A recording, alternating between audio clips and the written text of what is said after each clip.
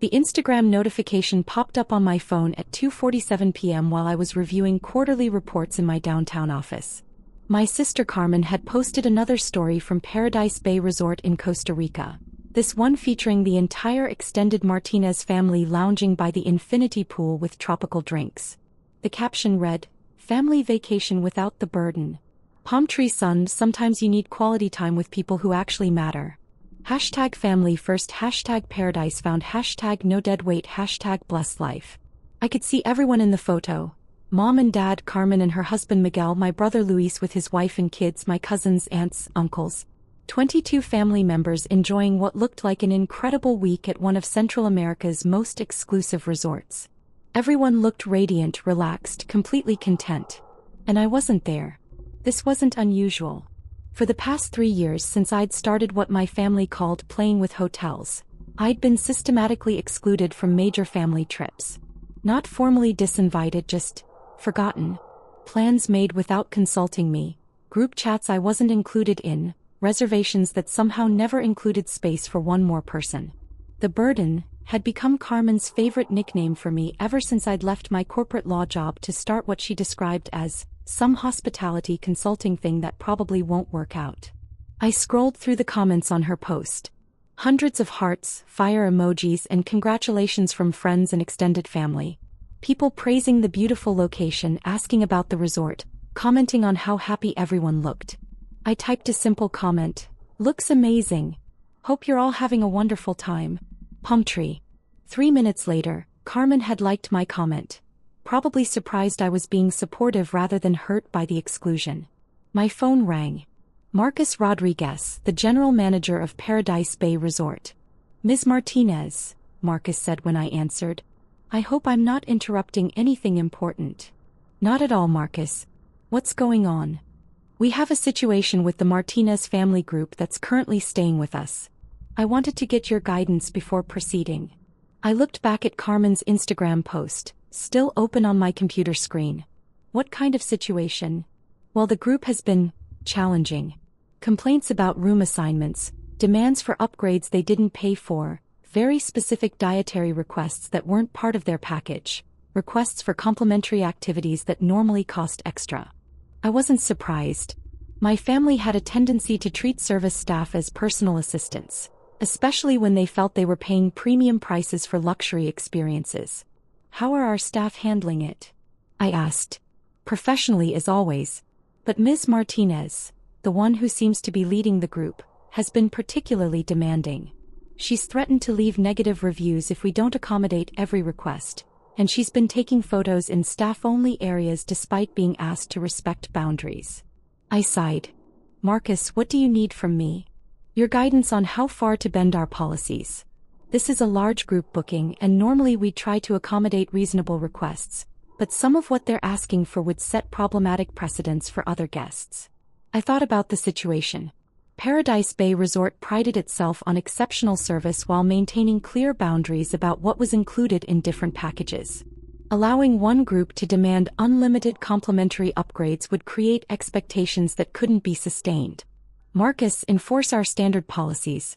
Be gracious and professional, but don't compromise the experience for other guests or create unsustainable precedents." "Understood. And if they threaten to leave negative reviews?" "Then they threaten to leave negative reviews. We've built our reputation on genuine excellence, not on caving to unreasonable demands." "Thank you, Ms. Martinez. I'll handle it appropriately." After ending the call, I sat in my office looking out at the city skyline, thinking about family dynamics and business decisions. Paradise Bay Resort was one of 12 properties in the Solaris Hospitality Group portfolio, the company I'd founded 4 years ago after leaving corporate law. What had started as a single boutique hotel acquisition had grown into a luxury hospitality empire spanning 6 countries. My family assumed I was struggling with some small-scale consulting business. They had no idea that Solaris Hospitality Group generated over $340 million in annual revenue and that I personally owned 73% of a company valued at over $800 million. They also had no idea that Paradise Bay Resort, where they were currently enjoying their burden-free family vacation, was one of my properties. At 4:15 p.m., my phone buzzed with another notification. Carmen had posted an Instagram story from the resort spa, complaining about having to pay extra for premium treatments that should obviously be included in their package. At 4:23 p.m., another story from the resort restaurant, with Carmen expressing frustration that they couldn't get a table at the chef's table without advance reservations. At 4:31 p.m., a story featuring Miguel arguing with resort staff about accessing the private beach area that was reserved for presidential suite guests. I called Marcus back. "Ms. Martinez," he answered immediately. "I was just about to call you. Let me guess. More complaints. The situation has escalated. Ms. Martinez, your sister, is now demanding to speak with the owner of the resort. She says the service is unacceptable and she wants to complain directly to whoever is in charge." I was quiet for a moment. What exactly did she say?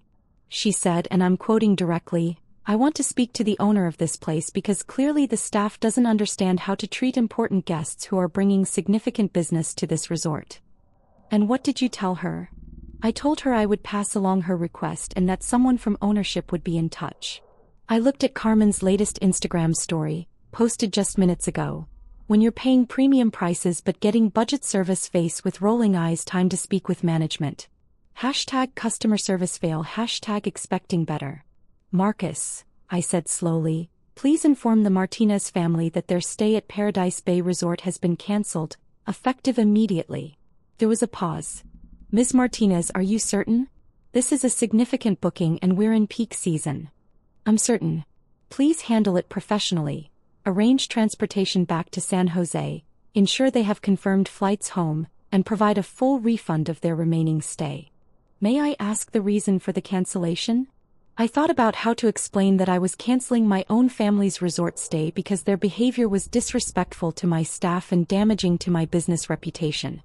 "Irreconcilable differences regarding service expectations and resort policies," I said finally.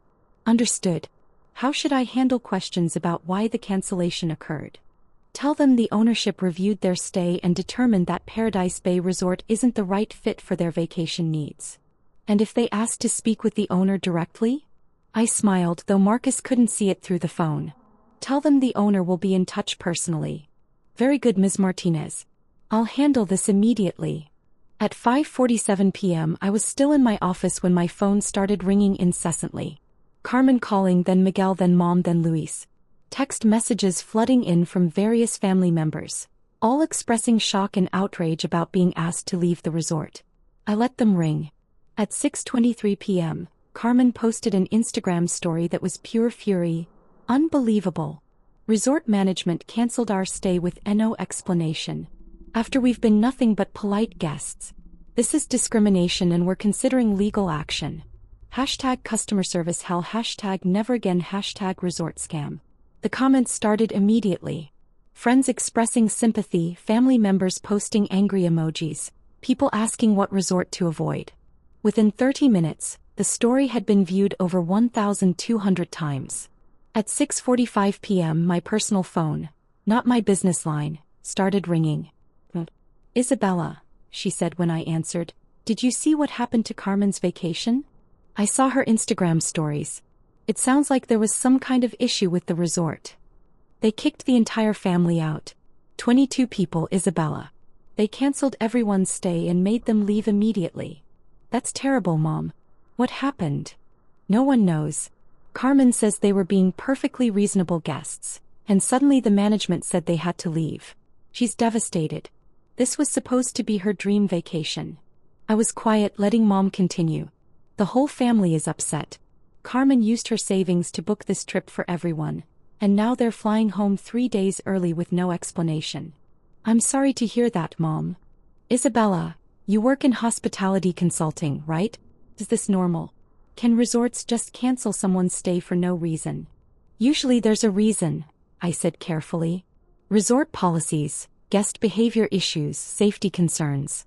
Hotels don't typically cancel stays without cause, especially during peak season. But Carmen says they didn't do anything wrong. There might be a misunderstanding about what constitutes appropriate guest behavior. What do you mean? Sometimes guests have expectations that don't align with resort policies. Demanding free upgrades, accessing restricted areas, being disrespectful to staff. That can lead to stays being terminated. Mom was quiet for a moment. Do you think Carmen might have been demanding? I think Carmen is used to getting her way and might not realize how her behavior comes across to service professionals. Isabella, she's talking about writing negative reviews everywhere, maybe even pursuing legal action. Mom, if the resort had legitimate reasons for the cancellation, negative reviews and legal threats won't be effective. But she's so embarrassed. The whole family is talking about it. I felt a pang of sympathy for Carmen despite everything. Being asked to leave a resort was genuinely humiliating, especially with the entire extended family present. Mom, maybe this is an opportunity for everyone to learn about treating hospitality workers with respect. What do you mean? I mean that resort staff are professionals doing their jobs, not personal servants. When guests treat them with courtesy and follow resort policies, everyone has a better experience. At 8:30 p.m. Carmen called me directly. Isabella, she said, her voice tight with anger and embarrassment. Mom said you work in hotel consulting. I work in hospitality, yes. Have you ever heard of anything like what happened to us today? I chose my words carefully. Carmen, what exactly happened from your perspective? We were being normal hotel guests and suddenly the manager said we had to leave. No explanation, no discussion, just pack your bags and go. What do you mean by normal hotel guests? You know, asking for things that should be included, expecting good service, not accepting substandard treatment. Like what specifically? Like when I asked to be upgraded to a better room since we're such a large group. Or when Miguel wanted to use the private beach area since we're paying so much for this vacation. Or when I took some photos in the spa area for Instagram. I was quiet. Isabella, this resort clearly doesn't understand customer service. I mean, we're bringing them serious business. 22 people for a week at their peak season rates. Carmen, did the staff explain their policies about upgrades and restricted areas?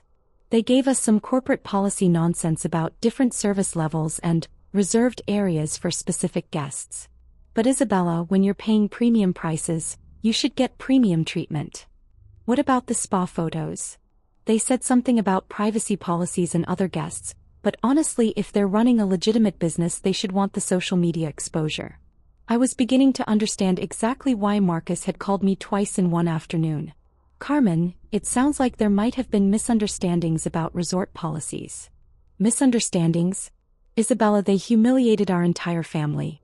They made us pack our bags in front of other guests and escorted us to transportation like we were criminals. I'm sorry you felt humiliated. Felt humiliated? Isabella, I was humiliated. This was supposed to be the perfect family vacation, and now everyone's talking about how we got kicked out of some resort. Maybe it's an opportunity to choose a different resort next time, one that's a better fit for the family's vacation style. There won't be a next time, Carmen said bitterly. This vacation cost me $12,000. I can't afford to lose that kind of money and plan another family trip. I felt genuinely bad for her. Despite her demanding behavior and her habit of excluding me from family events, Carmen had spent her savings to create a memorable vacation for the entire extended family. Carmen, did you get a full refund? They refunded the remaining 3 days, but I still lost money on the flights and the days we did stay. That seems fair actually. Most resorts wouldn't refund anything if guests violated policies. Whose side are you on, Isabella? The question hung in the air. Carmen wanted family solidarity even when she was wrong. But I'd built my career on understanding hospitality from both sides, guest expectations and business realities. I'm on the side of treating people with respect, I said finally, including resort staff who are trying to do their jobs professionally. Fine, Carmen said coldly. I should have known you wouldn't understand. You've never experienced the kind of luxury service we were expecting. After she hung up, I sat in my office for another hour thinking about family loyalty versus professional ethics. Carmen's behavior had been inappropriate, but she'd also organized a family vacation that had cost her significant money. The situation was more complex than simple right and wrong. At 10:15 p.m. I made a decision. I called Marcus at Paradise Bay Resort. Ms. Martinez, he answered. I hope the Martinez family situation has been resolved to your satisfaction. Marcus, I want to do something. The family is back in San Jose tonight, right? Yes, they're at the airport hotel before their morning flights. I want you to book them 2 nights at Hotel Presidente in San Jose, with dinner at our partner restaurant and transportation for any sightseeing they want to do. My treat. Ms. Martinez, are you certain? After the difficulties we experienced. I'm certain. Include a note that says Paradise Bay Resort recognizes there were mismatched expectations about service policies, and we hope they enjoy the remainder of their Costa Rica experience. Very generous of you. Should I mention that this comes from ownership? No, just say it's a gesture of goodwill from Paradise Bay Resort. The next morning I woke up to a completely different series of Instagram stories from Carmen. Photos from Hotel Presidente, the beautiful restaurant dinner, a guided tour of San Jose. Her captions were much more positive. When one door closes, another opens. Costa Rica unexpected city adventure turned out amazing. Hashtag always look for the silver lining. Hashtag Costa Rica love. Hashtag family time. She never mentioned the resort cancellation again publicly, and the angry review threats disappeared. 2 weeks later, at my cousin Maria's birthday party, the family was still talking about the Costa Rica trip, but the narrative had evolved. Instead of focusing on the resort cancellation, they talked about the unexpected adventure in San Jose and how sometimes unplanned experiences turn out to be the most memorable. Isabella, Mom said as we were cleaning up after the party, I never thanked you for your advice about the resort situation. What do you mean? What you said about treating hospitality workers with respect. I think you were right about Carmen being too demanding. I'm glad everything worked out in the end. She learned something from the experience. She's been talking about how hard service workers have to work and how important it is to be considerate when you're traveling. I smiled. That's good to hear. Isabella, can I ask you something? Of course. Your hospitality consulting work. Do you work with luxury resorts? I considered how to answer. Sometimes yes. Do you think you could help Carmen plan a better family trip next time? Maybe advise her on how to be a better guest. I'd be happy to help. She's already talking about planning something for next Christmas. Maybe somewhere closer to home this time. That sounds like a good idea. 6 months later, Carmen did call me for advice about planning the family Christmas vacation. She wanted to book a mountain resort in Colorado, and she specifically asked me to review the resort policies and help her understand what was included in their package versus what would cost extra. I don't want another Paradise Bay situation, she said honestly. I learned that being demanding doesn't actually get you better service. It just makes everyone uncomfortable. That's very mature of you, Carmen. Isabella, can I ask you something? When we talked after Costa Rica, you seemed to really understand the hospitality industry. Like you knew exactly why resorts make the decisions they make. I've been working in hospitality for several years now. Right, but you seem to understand it from the business side, not just the consulting side. I was quiet, wondering how much to share. Isabella, what exactly do you do in hospitality consulting? I help hospitality companies improve their operations and guest experience. Like you advise hotels on their policies? Among other things, yes. Have you ever worked with Paradise Bay Resort specifically? I smiled.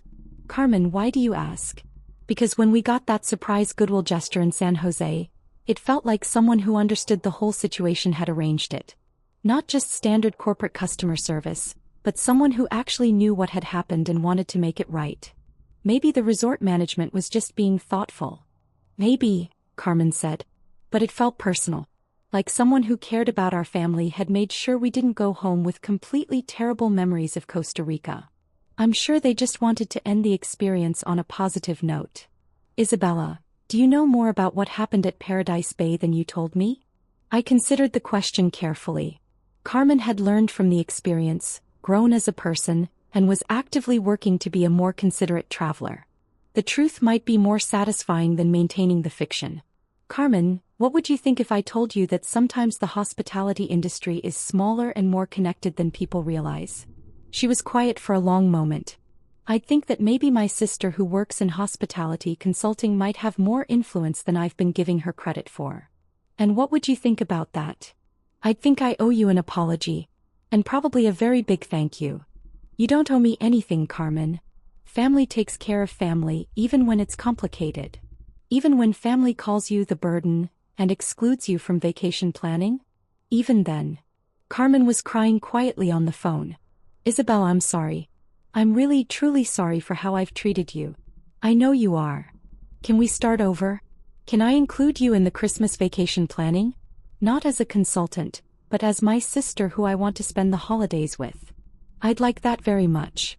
The Christmas vacation in Colorado was a completely different experience.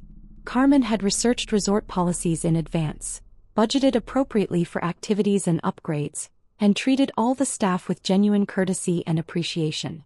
The family had an amazing time and no one got asked to leave anywhere. On the last night, as we sat around the fireplace in the resort lobby, Carmen raised her hot chocolate in a toast. To family vacations where everyone is included, everyone is appreciated, and everyone remembers that the people taking care of us are working hard to make our experience special. Everyone clinked mugs, but Carmen looked directly at me. And to sisters who take care of their family, even when their family doesn't deserve it. I raised my mug to hers. To second chances and better understanding. As we headed to our rooms, Carmen walked beside me. Isabella, I know you can't tell me exactly what you do in hospitality, but I want you to know I'm proud of you. Thank you, Carmen. And next time you're consulted about a difficult guest situation involving demanding family members, you can tell them that people can change and learn to be better travelers. I laughed. I'll definitely keep that in mind. The truth was, I already had.